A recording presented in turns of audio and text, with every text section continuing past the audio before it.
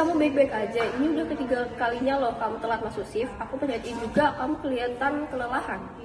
Baik-baik saja, cuma sedikit telat, bukan masalah besar. Mari kita operan. Selamat malam, saya perawat Anissa dari shift sore. Saat ini kapasitas ICU penuh, 8 bed terisi semua. Kondisi umum kritis, ada 2 pasien yang perlu perhatian khusus, yaitu Bapak Rizky di bed nomor 3 pos operasi jantung dan Ibu Bunga di bed nomor 5 dengan gagal napas akut. Bapak Rizky, 58 tahun, masuk 3 hari lalu dengan riwayat penyakit jantung koroner, mendapat drip dovitamin 5 mikrogram per kilogram berat badan per menit, dan furosemid 20 mg via intravenous setiap 6 jam. Terakhir diberikan pukul 6, Ibu Bunga 62 tahun terpasang ventilator dengan PEEP 8, FiO2 60%, riwayat PPOK, kondisi masih fluktuatif. Saya menilai kondisi Bapak Rizky mulai membaik, MAP stabil di 75 mm air raksa, namun Ibu Bunga membutuhkan pemantauan ketat karena SpO2 sempat turun ke 80% tadi sore. Saya merekomendasikan pengecekan ulang AGD Ibu Bunga pukul 10, pastikan furosemid Bapak Rizky diberikan tepat pukul 12, dokumentasi perubahan kondisi setiap 2 jam, mohon perhatikan perbedaan obat bed 3 dan bed 5. Tadi sempat ada sedikit kebingungan saat persiapan, wajib double check sebelum pemberian. Oke, dicatat. Sari, terima kasih. Kami akan waspada hal tersebut.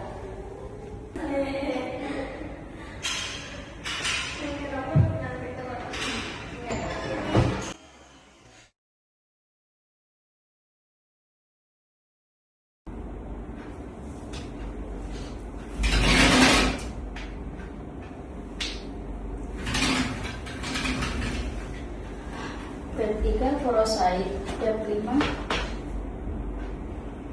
Ya sudah, aku ingat kok.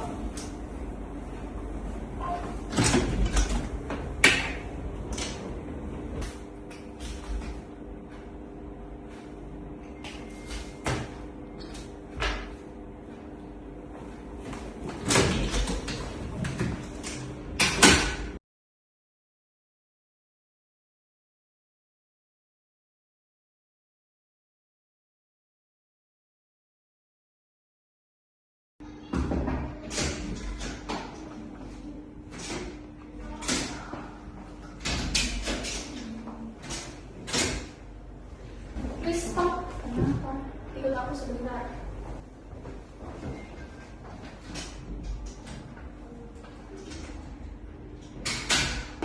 Ini obat untuk Ibu Bunga di bed 5, tapi kamu berikan ke Pak Rizky di bed 3. Ini 2 pasien yang berbeda.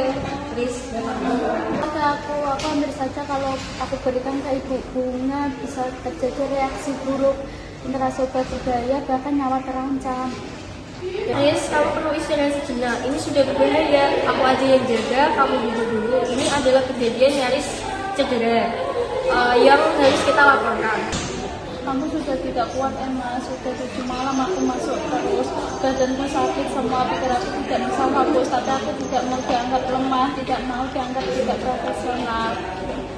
Mengakui kelelahan bukan kelemahan, Riz. Itu bentuk profesionalisme tertinggi. Karena kamu sadar bahwa dalam kondisi ini kamu bisa membahayakan pasien.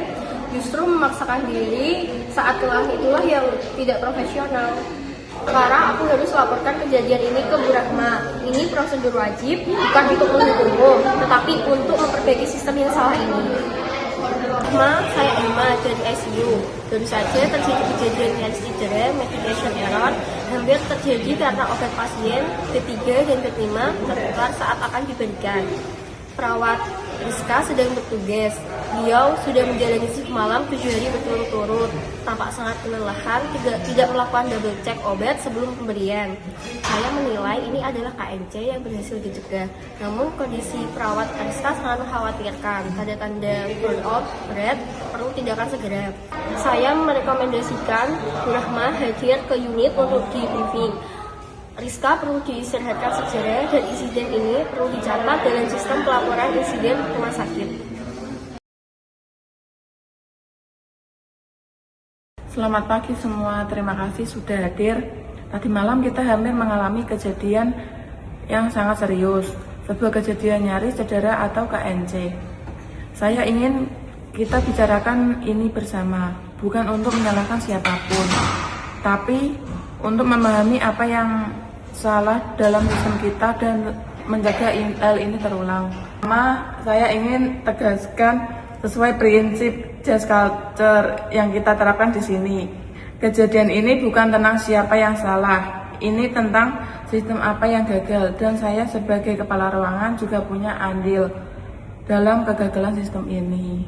Saya minta maaf Bu Rahma, itu kesalahan saya tidak melakukan double check. Kak, kamu memang harus melakukan double check. Itu tidak bisa dikompromikan. Tapi mengapa kamu tidak double check? Karena kamu kelelahan ekstrim. Dan mengapa kamu kelelahan ekstrim? Karena sistemnya yang salah.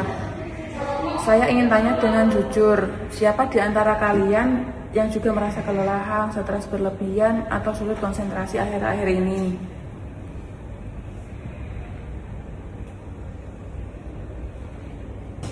Ini yang saya khawatirkan, kita semua mengalami apa yang disebut dengan hazard psikososial.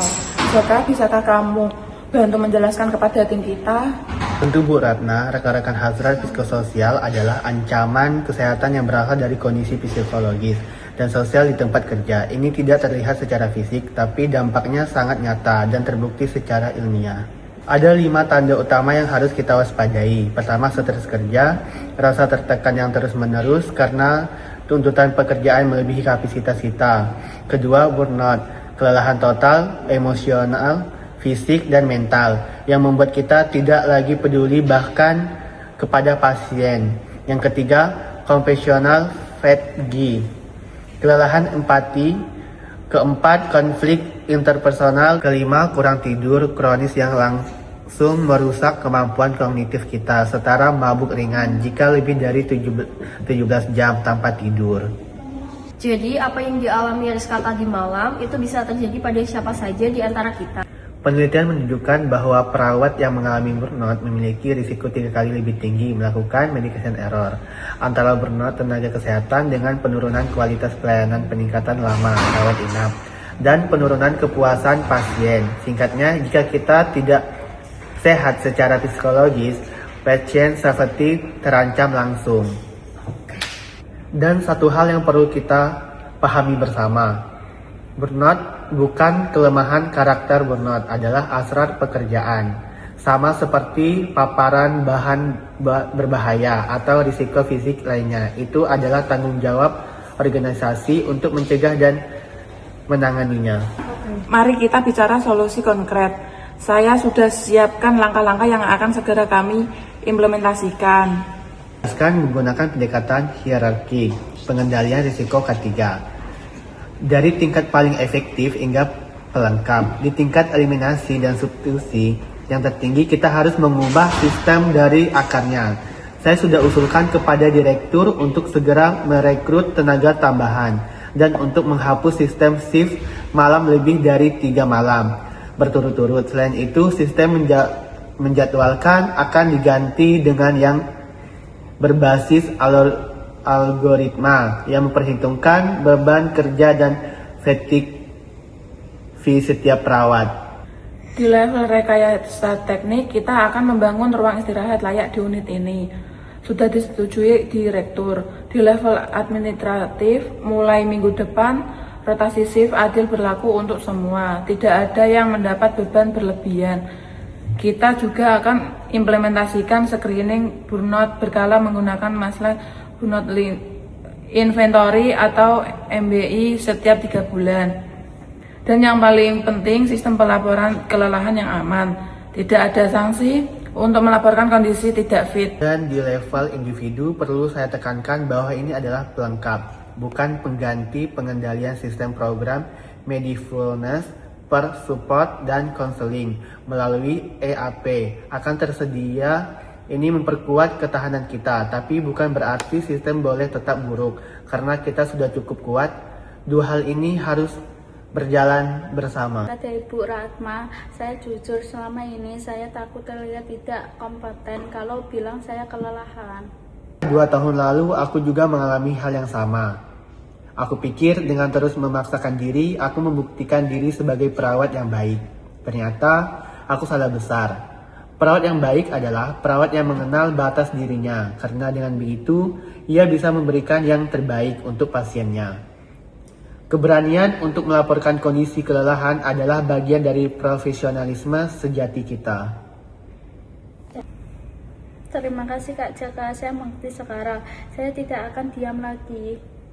Satu langkah lagi yang sangat penting, kejadian tadi malam harus dilaporkan secara resmi ke sistem pelaporan insiden rumah sakit sebagai KNC. Ini bukan untuk menghukum Rizka, ini justru untuk melindungi Rizka dan semua kita karena laporan ini menjadi bukti bahwa sistem perlu diperbaiki. Rumah sakit yang aman adalah rumah sakit yang berani melaporkan dan belajar dari insiden.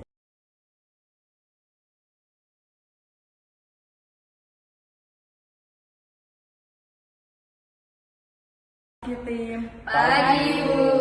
Hari ini kita mulai shift dengan briefing 10 menit.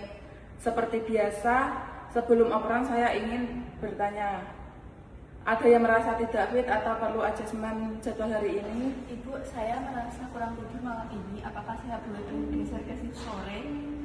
Terima kasih sudah melaporkan. Kita atur sekarang. Ini yang kita inginkan, transportasi demi keselamatan semua. Nah, aku sudah isi MBI minggu lalu. Hasilnya sektor Broadmoor turun signifikan. Cuti 2 hari dulu itu memang sangat membantu. Iris, dan aku lihat kamu sudah double check setiap obat dengan teliti. Itu Rizka yang aku kenal.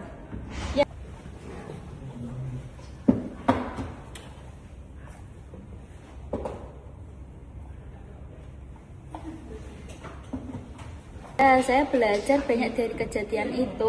Keselamatan pasien tidak bisa dikompromikan, tapi kita juga tidak bisa menjaga pasien kalau kita sendiri tidak dalam kondisi sehat. Keduanya harus berjalan sama. Sebagai kepala ruangan, saya harus jujur. Saya juga punya kesalahan dalam kejadian ini. Saya tidak cukup memantau kondisi tim saya. Itu tanggung jawab saya dan saya minta maaf untuk itu. Tapi Bu, saya hampir melakukan kesalahan yang fatal. Saya yang membuatmu berada dalam kondisi di mana kesalahan itu hampir tak terhindarkan. Rizka, ini adalah pelajaran just culture yang sesungguhnya kita semua punya akuntabilitas dan kita semua belajar bersama. Ada hal yang ingin saya tegaskan untuk kita semua. Satu, bahaya psikososial itu nyata. Stres kerja dan burnout bukan sekedar capek biasa. Itu adalah hazard pekerjaan yang diakui WHO yang dapat mengancam nyawa pasien dan karir kita.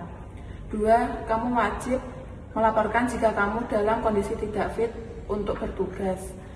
Itu bukan kelemahan. Itu kewajiban profesional, etis, dan moral seorang perawat. 3. Double check. Obat tidak pernah boleh diabaikan, tidak peduli seberapa lelah kita. Itu adalah fondasi patient safety yang tidak dapat dikompromikan. Saya berjanji tidak akan lagi mengabaikan kondisi diri saya sendiri dan saya akan selalu double check setiap obat, tidak ada pengecualian. Rekan-rekan sejawat, teman-teman mahasiswa, keperawatan bahaya psikososial adalah ancaman nyata yang mengintai setiap tenaga kesehatan. Burnout bukan masalah individu semata, ini adalah hazard psikososial yang harus ditangani melalui pendekatan sistem organisasi manajemen SDM, biaya keselamatan dan dukungan kesehatan mental tenaga kesehatan. Ingat, keselamatan pasien tidak akan tercapai apabila tenaga kesehatan bekerja dalam kondisi kelelahan, stres berkepanjangan, dan burnout yang tidak ditangani.